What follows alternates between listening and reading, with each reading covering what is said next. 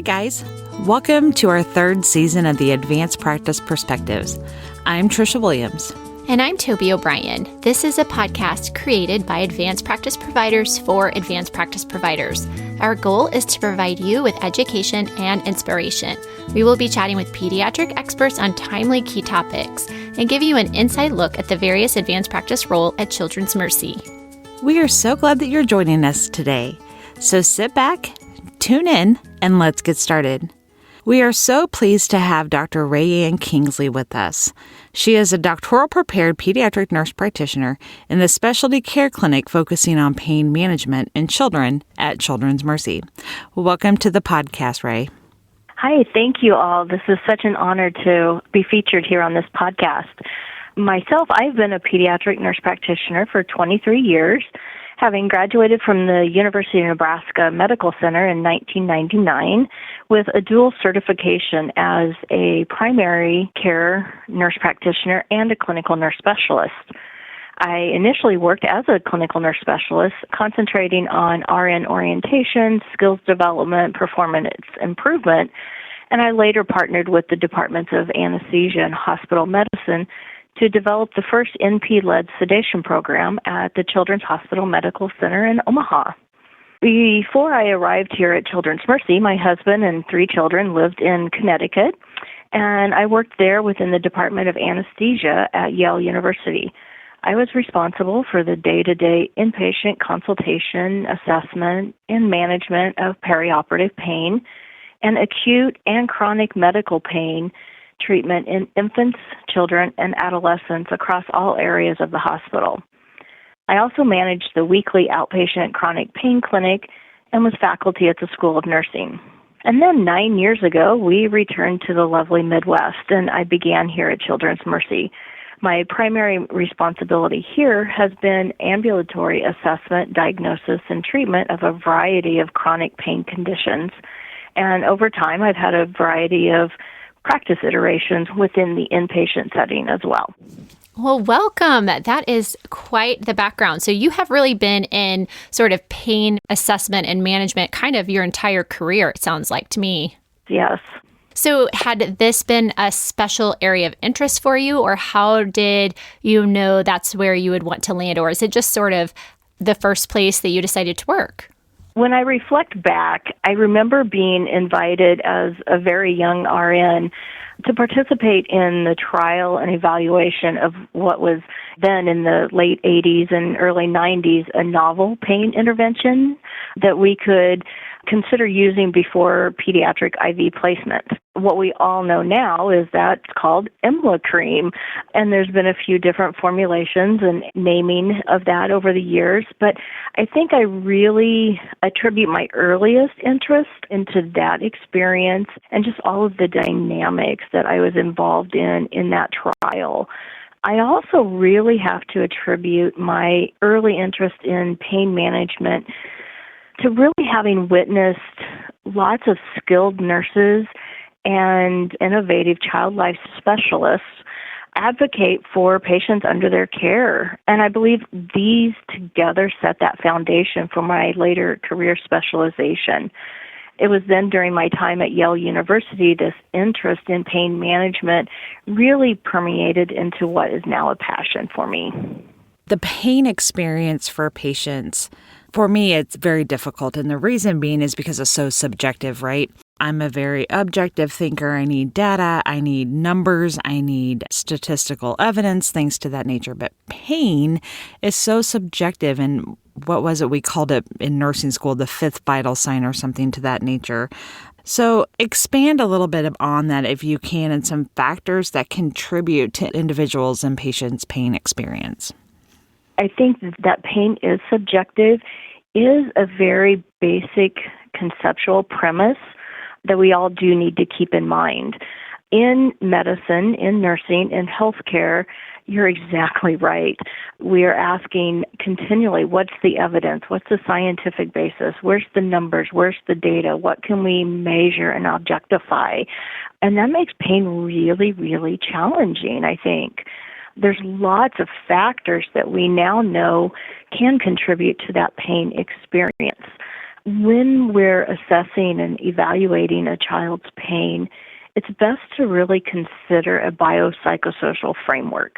Often those biological and physical factors come to mind first. Those are those things a little more objective. Was there a physical injury or tissue damage? Tissue damage from just a cut or abrasion or an incision or even an injection. Is the patient experiencing an exacerbation of the underlying disease process that has pain as a symptom? Is it just illness? We know that kids, even having routine fevers, they feel miserable and they get myalgias and can have pain just with routine childhood illnesses. We know other biological factors, including age, genetics, early pain exposures, early pain experiences, and even sleep problems can contribute to that pain experience. If we move into some of those psychological factors, those factors can include their developmental level or developmental disabilities. Trauma experience is a significant factor that we know contributes to that overall pain experience. Children with other comorbid mood disorders, anxiety, depression, even poor self-esteem and poor emotional regulation can contribute to that pain experience. Even the interactions of family. And then we can't overlook any social factors, and we can contemplate how one's cultural beliefs or behaviors may contribute to that pain experience and some of those expectations that are shared with them culturally, as well as school absenteeism, bullying, isolation, even the environment that a child may be raised in, all can affect that pain experience. So really that subjective is one piece, and it's a really important piece because pain is really what that child says it is, and it happens when that child says it does. But those biopsychosocial factors are so important into playing that role in that complete assessment. It sounds just super multifactorial and very complex process. Yes, we often do say that pain is complex. Super complex. Well, tell us about what you do in your role in the Pain Management Center. So my primary role in the clinical capacity is really to serve as that primary provider for specialty pain care for any infant, child, or adolescent that gets referred to our clinic. There's substantial evidence for the effectiveness of multidisciplinary treatment for chronic pain problems, and I'm really proud to say that we do offer such treatment here at Children's Mercy. Our clinic includes nurses, licensed massage therapists, social work, psychologists, and occasionally physical therapists. And as one of those medical providers within that team, at that initial pain evaluation, I spend time with the patient gathering a broad medical, social, and family history, in addition to a very pain-specific history. I complete a thorough head-to-toe initial physical exam, and then in alliance with our psychologist, we'll provide pain education and utilize shared decision-making with our patients and families to create an individualized treatment plan. I feel really fortunate in my role here at Children's Mercy and in the Pain Treatment Center to be able to manifest so many of the other advanced practice domains and not just that clinical practice. I have the support of my leadership to really consult and collaborate with other specialty providers across the enterprise. I've been able to work as a primary investigator on more than one IRB-approved protocol and also have been the project lead on an interdepartmental QI charter. While I've been here, I've been able to present a number of scholarly works, have a couple publications, and I think one of the things that I value most is my opportunity to work as a role model and an informal leader as I advocate for not only my patients but also my team and all advanced practice providers here in Children's Mercy. I love the term informal leader because we're all leaders, and Toby and I are doing a lot of work on that aspect. So thank you for touching on that. I think that your work that you're doing for our patients and for our advanced practice group is phenomenal. The one thing that I really want to touch on right now is that I read where you do some work with our patients with sickle cell disease, because we all know that those patients have extreme pain crises and pain management interventions that need to happen. Are you willing to expand a little bit on that for us today? Absolutely. That has become one of my practice focus and something I do feel very passionate with. I think, as all of you are aware, children and adolescents with sickle cell disease experience unpredictable and extremely painful vaso-occlusive events. And these vary with age and frequency, duration, and intensity. But not only does this population have acute painful events, they also are subject to complications in which chronic pain can become a symptom of that complication. The part that is a little lesser known is that anywhere from 9 to 50%, depending on the literature you're looking at, patients with sickle cell disease also experience this phenomena that happens in between and also overlaps with these other pain conditions that can be quite debilitating and difficult to manage. That experience is referred to as persistent pain. And my research interest has been in the predictors of chronic pain in youth with chronic health conditions.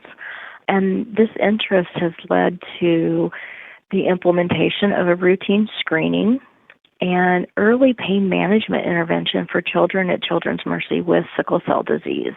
I think when I was working on my DNP, I identified a gap in the number of youth with sickle cell disease that were being referred to the pain clinic and the number of patients that I was seeing on the inpatient service that were admitted with these painful events. I also looked at this and began exploring the number of patients that are followed in our comprehensive sickle cell center and realized there's probably a number of patients that could benefit from an early referral and treatment. And so I was able to partner with key stakeholders in hematology and pain management and psychology, social work, inpatient nursing, and medicine to develop a risk screening tool that was meant to facilitate early referral to our sickle cell integrated persistent pain program.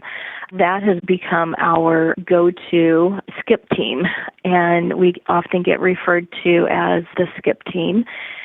We are a multidisciplinary team that provides comprehensive physical, behavioral, and emotional assessment.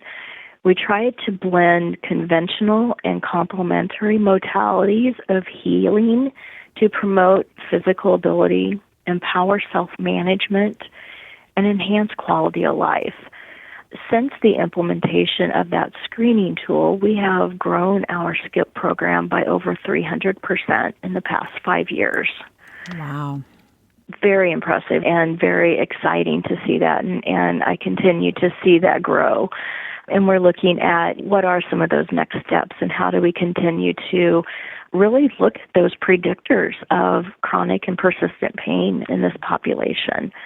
We do manage persistent pain within the same biopsychosocial model.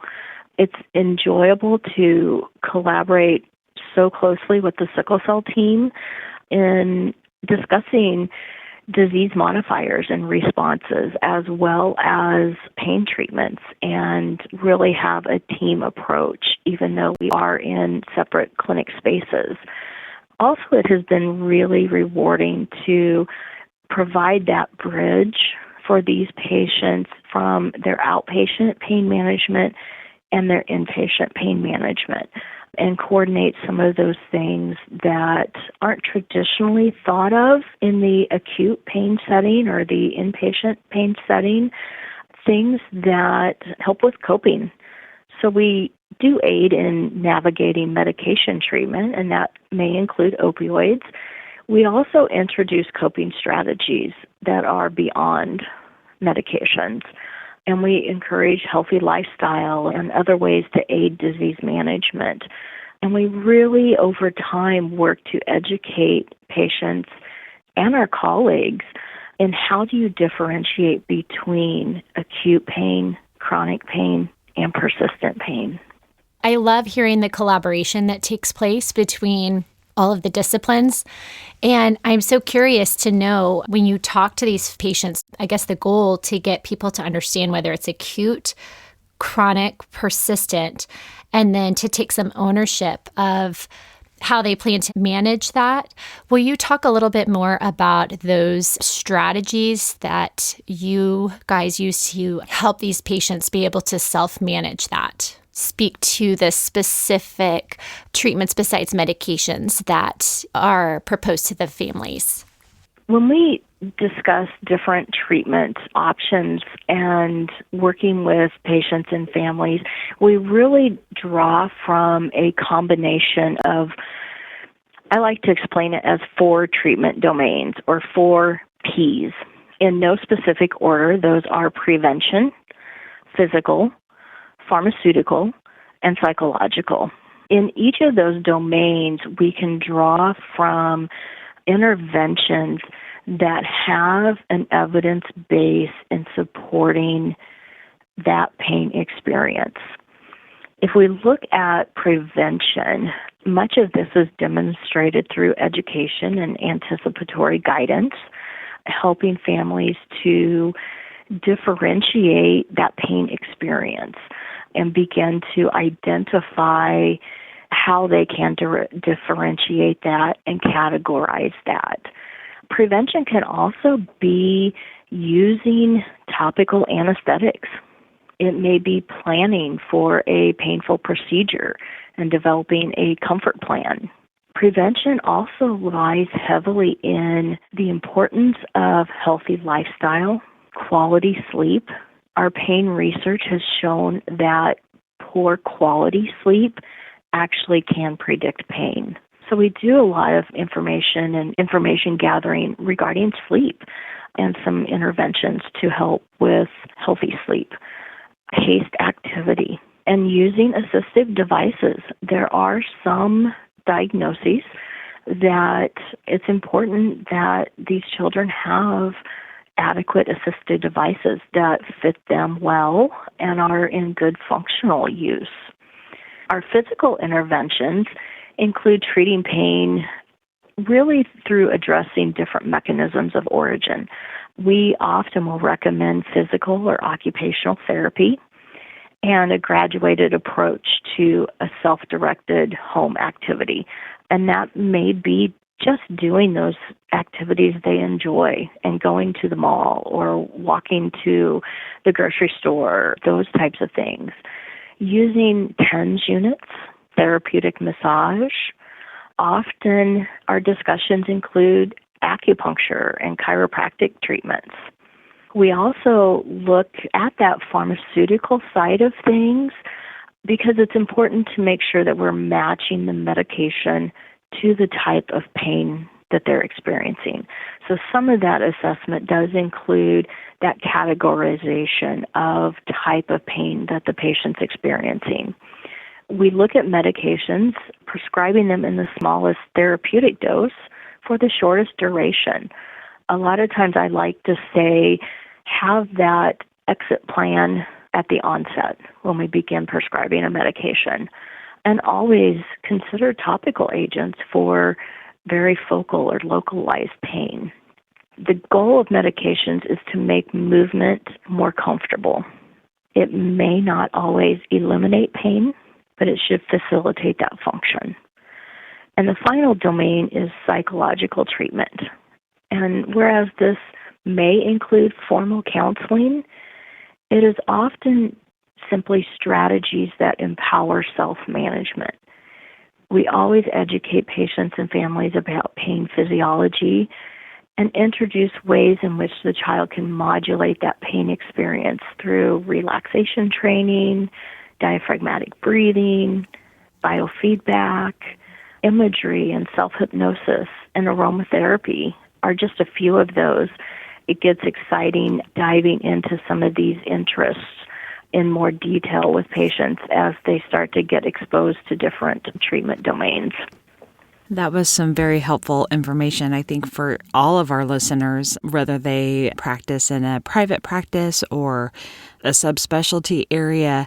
Those 4 domains that you mentioned, I think we can all take away hints on and tips on how to help our patients with pain. It doesn't necessarily need to be a pain clinic referral or pain management specific. There are things that sounds like that we can do as providers, even at a primary care office, to help our patients manage pain. So that's very helpful. Thank you for that.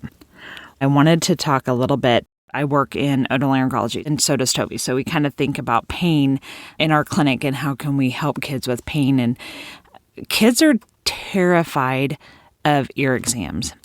They think that they're going to hurt. They scream, they kick. The parents take that as a painful procedure because their children are so upset about it. And they're like, it really hurts them to look in their ears. And I feel like I do not do a very good job with saying, I understand they think that it hurts. I always just say, I'm not doing anything to hurt them. And I don't feel like that is appropriate. So as something as simple as an ear exam, and the patient perceives that it's pain, do you have any recommendations to help that, or is that too broad? When we work in healthcare, and one of the things that fascinates me with pain management is pain can occur in any setting of healthcare. I would even venture to posit that any child that enters the healthcare arena has the potential to experience a painful procedure. And I think knowing that, changing some of the historical model that we have, changing that model and pairing that with the information that we've learned over time about pain, preparation is probably key. Preparation is the best defense for addressing medical pain and anxiety. And it's very difficult in children to separate pain and anxiety in different procedures. It also is important to incorporate that preparation and various implementation of tools into our workflow, not so that we work harder or such that it takes more time to do things, but how can we work smarter? And where is that kind of give and take and that balance?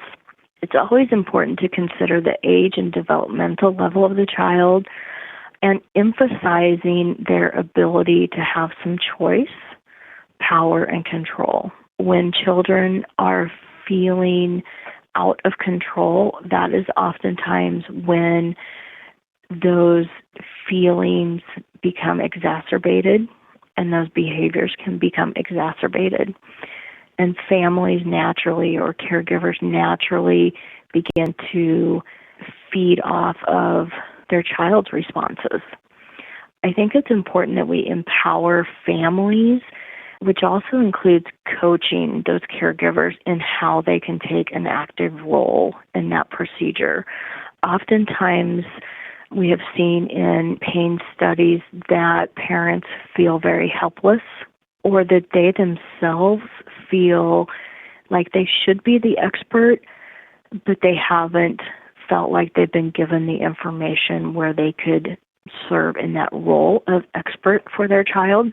I think the other thing is always to praise the child and watch our language and how we frame that experience so that it's positive. What research has shown is that what is said after a procedure helps form a child's memory of that experience and ultimately influence how they feel about future medical interventions. So it may not help that procedure that's just been finished, but especially for immunizations, for ear exams, for those things that happen very routinely in primary care practices, or even kids that have recurrent medical procedures, reframing or framing that experience to express how brave they were, pulling something that they did that empowers them to feel that they had that choice and that control. There's a website that I just absolutely love. It is the Meg Foundation for Pain. It has information, education, resources that are all evidence-based, is very scientific-driven, and includes modules for children based upon age of the child. It has modules and information that are targeted towards parents and caregivers, and it also has an excellent toolkit for providers that can be printed out, that can be distributed, it can be posted in your office, even used as kind of a framework to start to build some of that change in practice within different practice settings. That is great information, and I wrote it down to utilize. We're lucky at Children's Mercy because we do have so many amazing child life therapists that are really important and valuable for us, especially in ENT. I'm sure all over the hospital, they are so valuable in providing that little bridge over. They're sort of our little toolkit, if you will. Many of our listeners take care of kids and understand that pain is so individual. But do you have any clinical pearls or words of wisdom for us today that would help us better take care of our patients and acknowledge their pain? Oh, absolutely. And I think as advanced practice providers, we all really do a wonderful job in taking care of our patients and acknowledging pain. I think as nurses, we have a really strong foundation in holistic care, looking at that patient as a whole person and as an individual. I think when looking at pain specifically, I always encourage colleagues to assume pain is present in infants and children, even if they may not be able to express that discomfort, or even in an older child that may be stoic and not express that discomfort, but assume pain is present when they are undergoing a procedure that is otherwise accepted as painful. Validate that pain experience. Remember, all pain is real pain. Make sure that when we discuss treatment interventions, that we're treating that pain within the context of that presentation. We know that proper treatment requires a multifactorial approach. We know that pain can cause changes in the brain that can make future pain experience worse. And on the flip side, we know that well-managed pain has been associated with faster recovery, fewer complications, and decreased healthcare utilization. And have a clear understanding of treatment goals. Partner with the patient in establishing those treatment goals. And that goal of pain treatment is to promote function and to promote that function in a safe way. We end each episode with a question that we pose to our guests. So our question for this season is, in what way do you love to encourage your colleagues?